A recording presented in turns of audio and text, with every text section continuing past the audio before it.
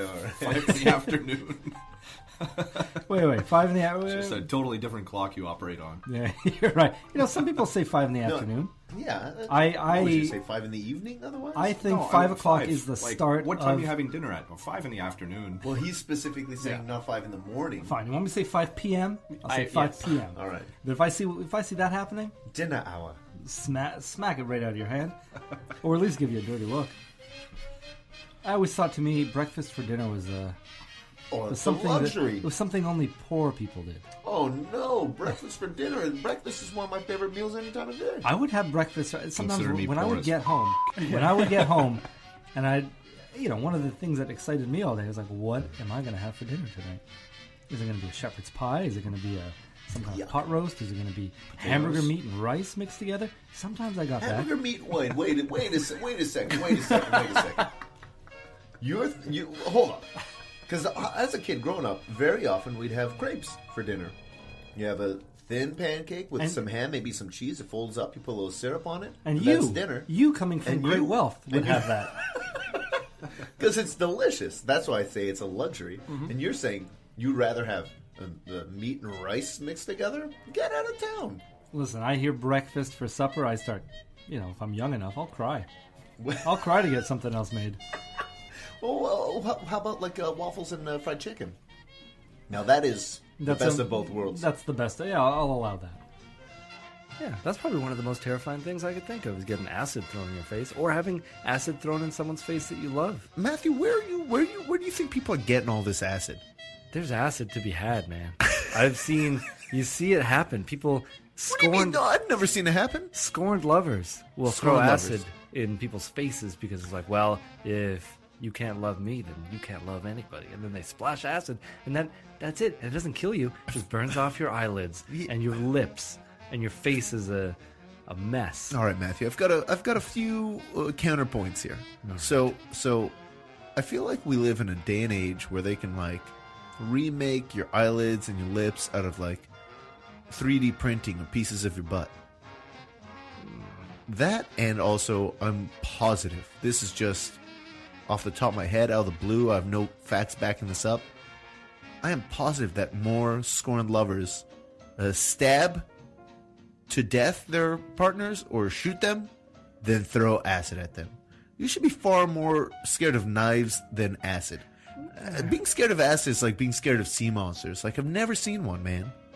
It's gonna happen. You stab someone you love, you shoot someone you love, you throw acid in somebody's face that you despise, that you hate. I really want that out of context. You stab someone you love, you shoot someone you love.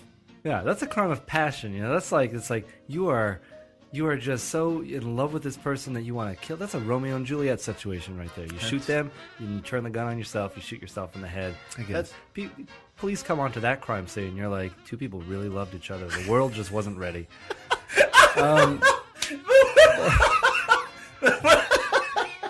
But the world just wasn't ready. But you come across an acid victim, you're like, this guy hated her. This was revenge acid. That's true. And I'm sure you can buy acid I'm sure you can buy it on the internet. Oh boy, those clips were out of this world, Sebastian.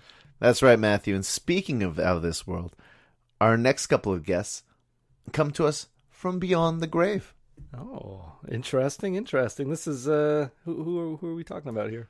We got a specialist that speaks to specters and the like to rustle up a couple of ghosts for us. Please welcome the ghosts of and founders of the Dick Ann's burger chain, Dick and Ann. Hello, boys. This is Annie. That's right, I'm Dick. Why have you summoned us from our restful grave? Well, Dick, no, we came here of our own volition. We want to tell we love what these boys are doing.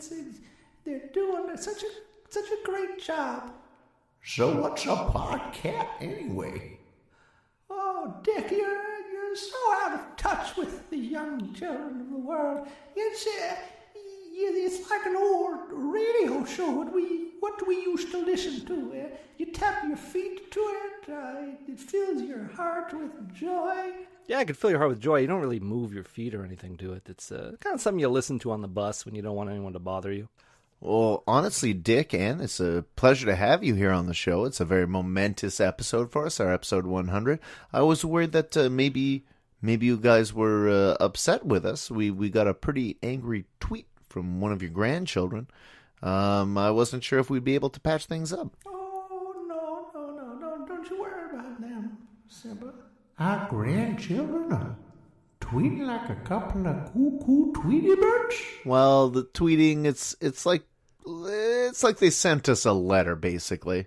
Yeah, like a telegraph. Like a telegram or something, yeah. I never cared that much for our grandchildren.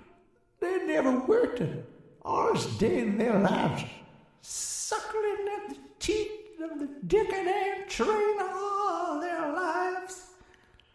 Not even opening on Mondays. What you boys need to do, if you want to follow your dreams like Ann and I did, listen to that, is we made a deal that changed our business forever. Now, I think out someone that you would like to meet that might be able to put this whole podcast thing on the map. He's a bit of a wheeler and dealer, a bit of an intermediary, let's say. That's awfully nice of you guys. I mean, is he still around? It's from a long time ago. Oh, don't worry about him. He's eternal. Oh, all right. Well, yeah, I'd like to meet this guy. Let's meet this individual. Can you summon him? Oh, he is linked to our souls.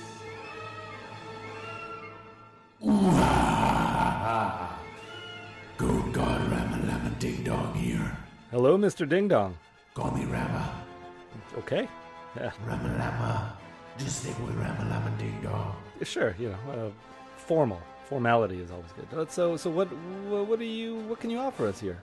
Dick and Ann are, they speak very highly of you. Would you like to make a pledge? At the $10 level, get the tote bag, digital downloads of all of our podcast episodes. Or, you know what? You look like a man who is, maybe willing to shell out 50, maybe even $100 for our podcast. Your currency has no value to me in hell. Well, yeah, I know. There's always some trade value, though. It's like, you can always... I'm a goat god. I don't need a tote bag. You put a, what do you collect? Well, what's something you like collecting? Because that can always go in the tote bag. I collect souls. Well, I mean... I have a special box for souls. I don't really need a tote bag. All right. I will make you, Kiddo and Janko, an offer. An offer that is destined to be accepted. Hey, you're pretty confident over there, Mr. Rangalam Ding Dong. I think I'd like to hear what he has to say. I'm curious. I mean, we got that big red thermometer that is not red at all. It's not very red. I got the Sharpies ready to go, but we need to put some ink on that. Put the caps back on those Sharpies. You're a little too eager. They're going to dry out. That's true. Enough bickering. Oh, jeez, you're powerful, man. I alone will fill your thermometer with red like the blood of the innocents. I will meet your goal of $2,000 for a burger road trip. Oh, thank you. This is impressive. Well, in exchange... Well, yeah, the tote bag, the spatula, yeah, sure. No, I will take your souls. Oh boy, I wasn't expecting that one. Both of our souls? Can you just, maybe take just Matthew's soul? Well, hold on a second. I mean, I might not be worth $2,000. I don't want him to get a raw deal here. Well, I don't know. I mean, I feel like two souls combined is kind of... it's probably worth more than $2,000. I feel like you can get a lot for a couple of souls. Maybe we... excuse me, Mr. Ramalama Ding Dong, can we just kind of discuss this privately for a moment? A bit of a sidebar. Yeah, it is our souls. You can give us a couple moments. All right, I'll talk to that Southern Belle over there. Hi there, Mr. Ding Dong. All right, Sebastian, we aren't actually considering passing this up, are we? Well, I mean, we will meet our goal, but in one shot too. in one shot. One call. That's true, but we're still pretty early on in this episode 100. So I feel like maybe can we maybe stall and see if we can just raise the $2,000 and keep our souls? What if he collects other people's souls, gives out performs other miracles? We don't want to be left behind. That's a good point. I don't.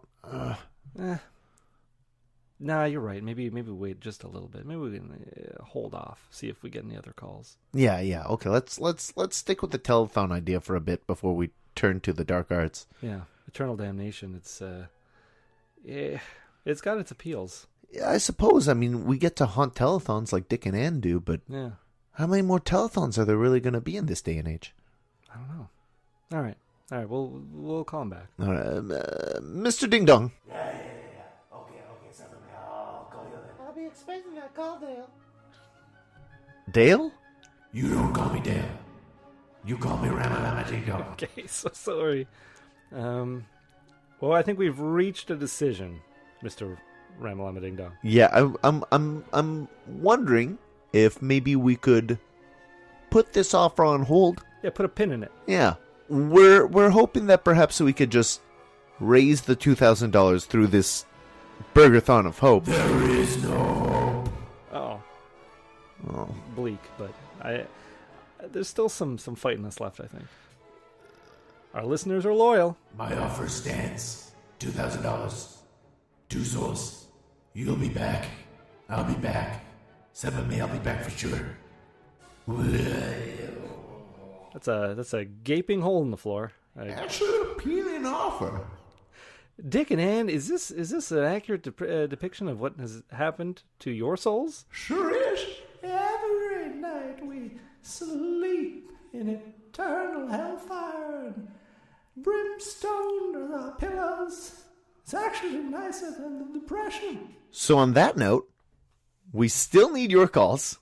Please call in at 1-800-BURGERS. That's 287-4377. Want to hear those phones ring? We got to hear those phones ring, people. It's kind of our souls are on the line right now. Kind of, yeah. Because either our listeners call in and help us produce more of this fantastic podcast that you love so much, or we sell our souls to a goat god. Let's keep our spirits high. We're going to keep the phone lines open. Next week, we're going to be back with part 2 of our Burgerthon of Hope, episode 100 of Kiddo and Janko, Wednesdays at Lunch, Burger Edition. Our spirits are a little low right now, Matthew. The mercury has not gone up at all. No, sir. Maybe we need to try a new strategy for part 2 of our special episode 100 next week. Yeah. I don't know what we should do though. Oh, we've got more clips. We've got more guests. No shortage of clips. I got an idea. Hang with me for a second here. Mm-hmm. Stick with me. What have we done in the past that's always seemed to work for us? Well, usually we go for lunch. Exactly. I think there's no reason why we need to change that formula now. Let's kick it old school. Let's get a burger.